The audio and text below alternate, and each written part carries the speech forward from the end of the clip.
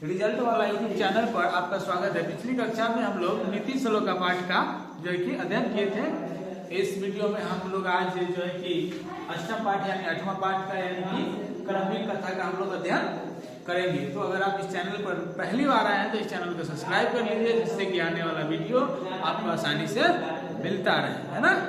और अपने दोस्तों को भी इसे शेयर करिए, जिससे कि वो भी इसका फायदा ले सके और अपने पढ़ाई को मजबूत कर सके, है ना। तो चलिए आगे बढ़ते हैं और आप इस वीडियो में बने रहें। तो कहता है अष्टम में ये पाठ, अष्टम मतलब 8 होता है। क्या होता है? 8 या पाठ मतलब अध्याय कर सकते हैं। कर्म भी यानी कर्म से भी, कर्म करने वाले। कहता क्या पहले हम पाठ परिचय करेंगे।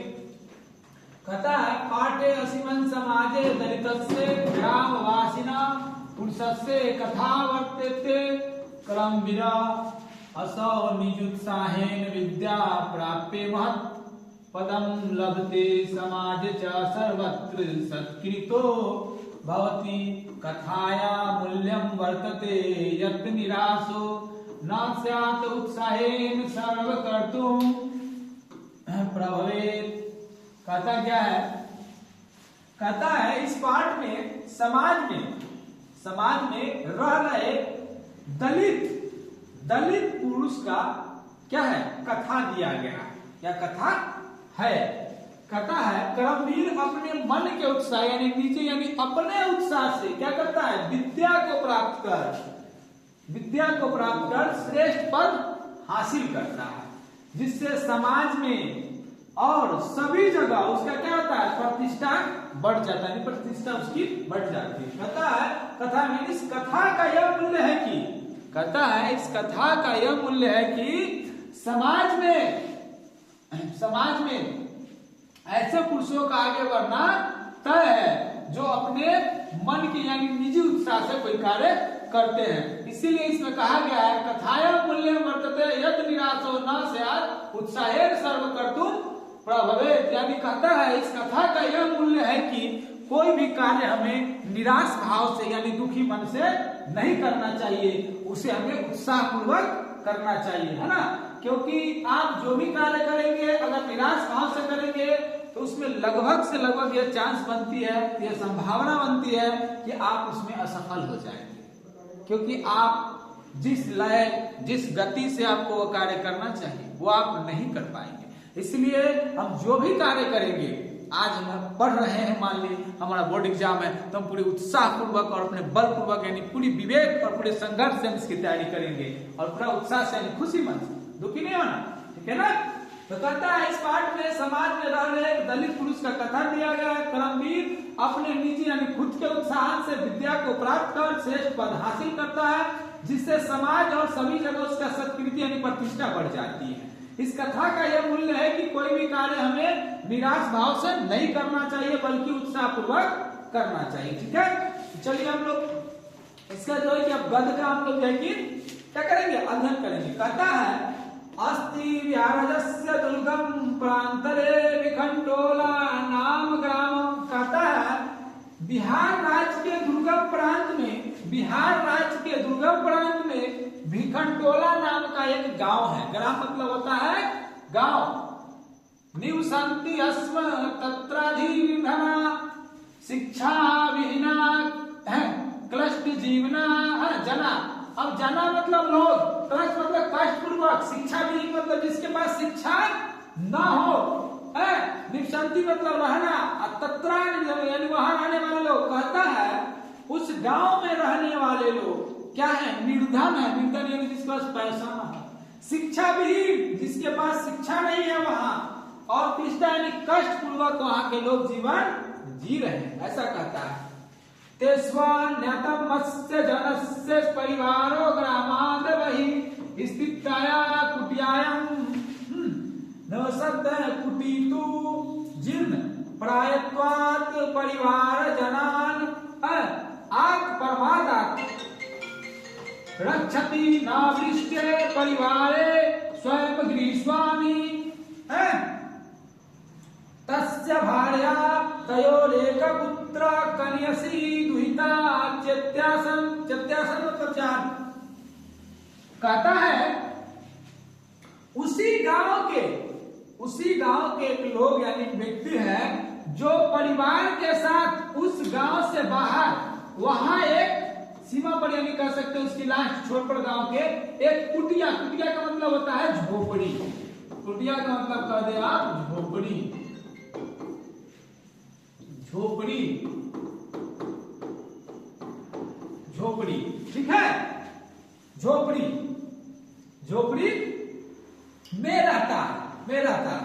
कुटिया की विशेषता यह है, इसमें तो जीवन बिता रहा है। कुटिया की यह विशेषता है कि जो कुटिया है यानी जो झोपड़ी है वो परिवार की जो रक्षा करता है, यानी रक्षति न वृष्टि, यानी उसकी जो रक्षा करता है वह सिर्फ सूर्य के आने वाली प्रकाश से, ना कि उसकी रक्षा करता है वर्षा से। वृष्टि होने पर वर्षा होता है, यानी वो ऐसा भी झोपड़ी में रह रहा है जो सिर्फ सूर्य के प्रकाश से बचाता है। वर्षा होती है तो टपकती है, जिसे हम गांव भाषा में कहते हैं चूना, है ना। जब वर्षा होती है तो कहीं कहीं से पानी गिरने लगता है, तो उस घर में कूड़ा गिर रहा है, ऐसा कहता है परिवार है। उस परिवार में स्वयं, स्वयं मतलब वो खुद घर का गृहस्वामी मतलब घर का मालिक, तस्या मतलब उसका भार्या मतलब पत्नी, तो मतलब उसका एक पुत्री है और एक पुत्र है। इस तरह उसके परिवार में कितने लोग हैं? 4 लोग, ठीक है। कहता है तस्मात् ग्रामात् क्रोश क्रोश मात्र दूरम प्राथमिको विद्यालय, विद्यालय प्रशासने संस्थापित, यानी कहता है उस गांव से मात्र 1 कोस दूरी पर प्राथमिक विद्यालय है जो प्रशासन के द्वारा बनाया गया है या उसका स्थापना किया गया।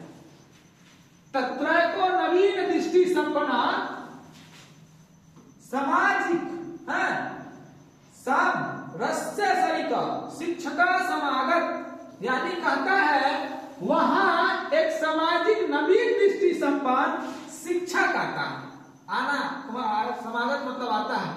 भिखन टोला द्रष्टुमागत स कदाचित खेर रत्नम दलित बालकम विलोक्य तस्य बात रम्येन स्वभावेन विभूत। कहता है वहां आने के बाद वह खेल में मग्न एक दलित बालक को देखते हैं। क्या करते हैं? देखते हैं जो अपने स्वभाव से खूब अच्छा से खेल रहा है। शिक्षक बालक में स्वविद्यालय माननीय स्वयं शिक्षितु मानभत, यानी शिक्षक जो थे बालक को स्वयं के विद्यालय में ले जाते हैं कि वो स्वयं उस बच्चा को क्या कर सकते हैं? शिक्षा दे। इसलिए उस बालक को वह शिक्षक अपने साथ स्वयं के विद्यालय में ले जाते हैं। कहता है, ध्यान दीजिएगा, बालको अपि तस्य शिक्षा शल्य कृष्ण शिक्षा कर्म जीवनस्य परमा गतिरीति है मान्यमानो निरंतरम ध्यावसायेन विद्याधिगमाय निरंतो भवत्। कहता है, कहता क्या है इसका अर्थ समझिएगा। कहता है बालक भी उसके शिक्षक कौशल को, शिक्षा कर्म यानी शिक्षा को ही जीवन यानी शिक्षा कर्म को ही जीवन का परम गति मानकर, परम गति मानकर निरंतर यानी लगातार क्या करने लगता है? विद्या अधिगम यानी सीखने लगता है। अधिगम का मतलब होता है सीखना, तो यानी विद्या वह सीखने लगता है लगातार क्रमशः। इस कारण उच्च विद्यालय गत अस्वयं शिक्षक से स्वाध्याय मतलब स्वयं पढ़ते और शिक्षक के द्वारा स्वाध्याय वासायन प्राथम्य प्राप, यानी कहता है, कहता क्या है क्रमशः उच्च विद्यालय यानी कि 10वीं में कह सकते हैं। 10वीं में वो क्या करता है? स्वयं और शिक्षक के द्वारा पढ़ाने से, स्वयं का अध्ययन करना और शिक्षक से पढ़कर वह क्या करता है? प्रथम स्थान प्राप्त करता है। कहाँ प्रथम स्थान करता है प्राप्त? तो 10th यानी कि बोर्ड एग्जाम में करता है। कहता है छात्राणाम अध्ययनम तपु इति भूयो भूया स्वविद्या गुरुनोपदिष्टो असौ बालकम पित्रोर्था भावे अपि। छात्रवृत्त्या कन्ये छात्राणाम शिक्षण लब्धेन धनेन च नगरगते महाविद्यालय प्रवेश मलभर। तो कहता क्या है, कहता है वो तो क्या क्या प्रथम स्थान वह प्राप्त कर लिया, और छात्र अध्ययन और तप से क्या करता है, स्वयं और गुरु यानी गुरुओं की सहायता से बालक क्या करता है, पिता का कोई अर्थ नहीं है, यानी पिता का कोई अर्थ नहीं है, इसके पिता के पास कुछ है ही नहीं, ना धन है ना दौलत है, इतना गरीब है उसका झोपड़ी भी चूता है। तो पहले ही हम लोग पढ़े है ना। तो कहता है पिता का कोई अर्थ न होते हुए छात्रवृत्ति और गुरु की सहायता से वो क्या करता है, नगर के महाविद्यालय में प्रवेश पाता है, यानी उसमें वो प्रवेश करता है, यानी उसमें वो नामांकन ले पाता है, ऐसा करता है। कहता है तत्रापि गुरुनाम प्रिय संसतम पुस्तकालय स्ववर्ग च सदा वही चेतासा आकृष्ट कालक्षेप समय के साथ स्वाध्यायन निरंतर भूत महाविद्यालय पुस्तकालय बहुना विश्याम पुस्तकानि आत्मसादसो कृतवान, है ना, कृतवान। राम प्रवेश राम इति, सॉरी इस लाइन में थे हम लोग।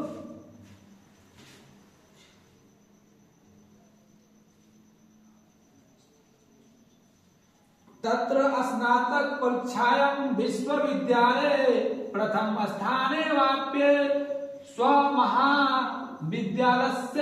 ख्याति मतलब प्रतिष्ठा मवर्धयत् सर्वत्र मतलब सभी जगह राम प्रवेश राम इति शब्द श्रूयते अस्मिन् नगरे विश्वविद्यालय परिसरे च न जानतां पित्रावस्य विद्याजन्या प्रतिष्ठाता।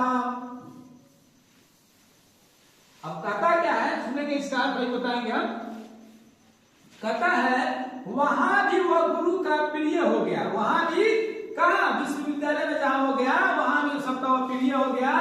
वह सतत प्रयास यानी लगातार पुस्तकालय में, पुस्तकालय यानी लाइब्रेरी जिसको हम कहते हैं जहां पुस्तक रखे जाते हैं, स्ववर्ग यानी स्वयं के कक्षा में, और सदा मतलब मेहनत करते हुए, अकृष्ट मतलब क्षेप यानी हासिल करते हुए, स्वाध्याय मतलब खुद से पढ़ते हुए, मतलब खुद से पढ़ते हुए पुस्तकालय में अपने और सहपाठियों के साथ, वह महाविद्यालय के पुस्तकालय में सभी विषयों के यानी वहां क्या किया, वह गुरु और अपने मित्रों का क्या बन गया, वो प्रिय बन गया, और स्वयं के मेहनत से अकृष्ट ने आगे बढ़ते हुए महाविद्यालय के पुस्तकालय में बहुत सारे, बहुना मतलब बहुत सारे, बहुना का मतलब होता है बहुत सारे, विषयानाम का मतलब विषय है, विषय, पुस्तकानी का मतलब होता है पुस्तकों यानी बहुवचन, फलम फले फलानी, उसी तरह पुस्तकानी, ठीक है ना, बहुवचन है।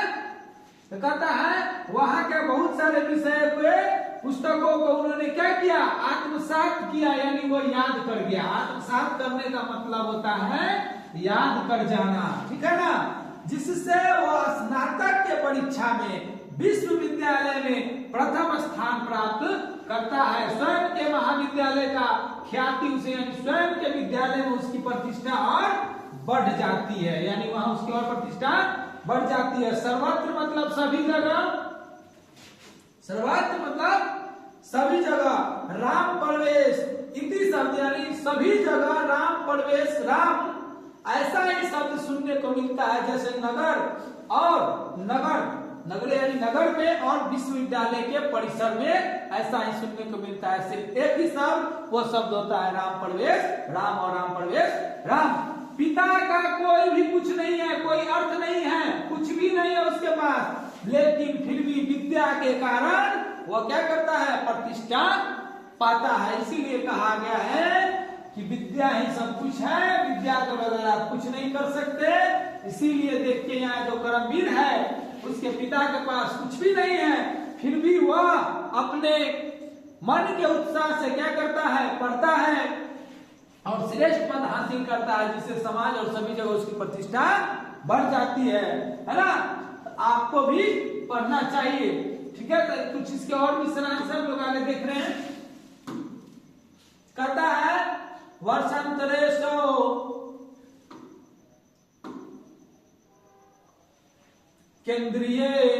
केंद्रीय लोक सेवा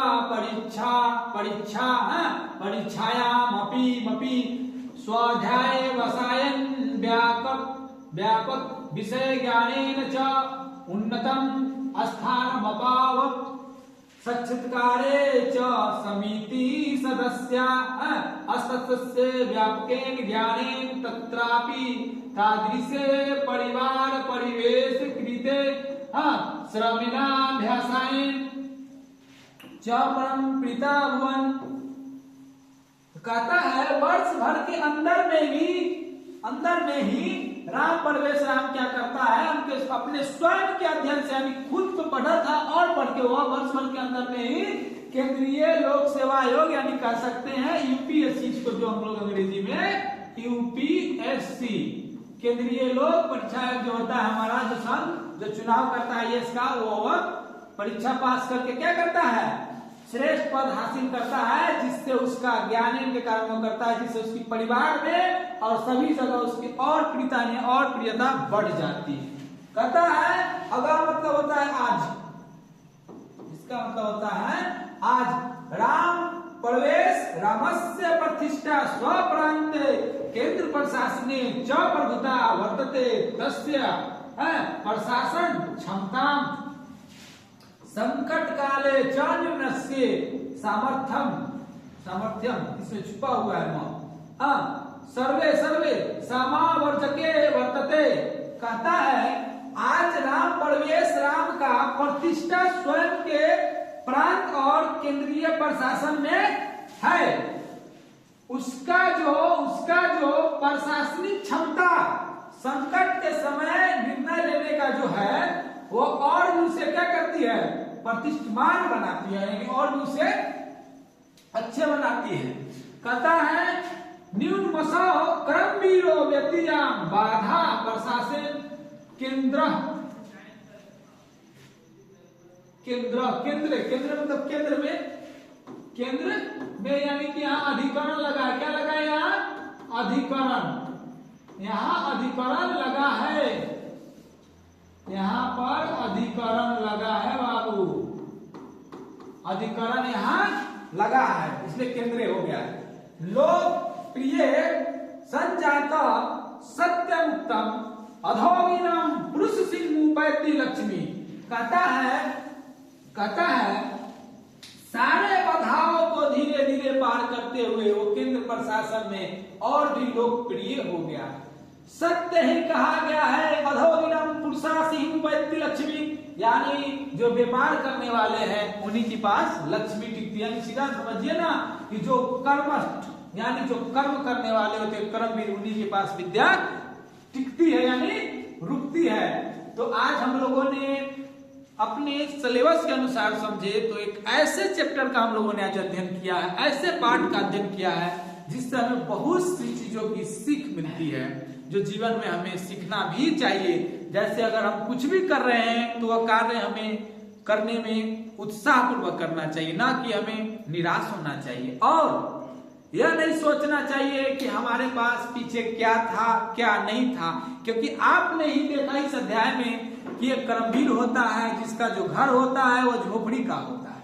वो क्या करता है, सिर्फ सूर्य के प्रकाश से बचाता है, न कि आने वाले वर्षा से। तब पर भी वह स्वयं पढ़कर और गुरु की सहायता से क्या करता है, आगे बढ़ता है। और एक समय ऐसा आता है कि वह एक अच्छा पद हासिल कर लेता है और सभी जगह वह प्रतिष्ठा और ख्याति पाता है। इस तरह आप भी पा सकते हैं, बस वैसी संघर्ष की जरूरत है जो आपको करना पड़ेगा। इसके बगैर आप आगे नहीं बढ़ सकते।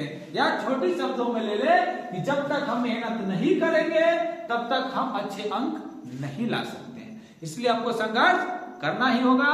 तो आप ऐसे ही हर वीडियो से जुड़े रहें। हमारा अगला भी वीडियो आएगा इसके लिए आप इस चैनल को सब्सक्राइब कर लीजिए, जिससे कि वो वीडियो आपको मिल सके और आप अभी तक इस वीडियो में बने रहे। इसलिए आपका धन्यवाद। आपका भविष्य उज्जवल हो और इस वीडियो को अपने दोस्तों के पास भी शेयर करें, जिससे उन्हें भी इसकी जानकारी मिले और इस चैप्टर को पढ़ सके, जिससे अच्छा नंबर वो भी लाए।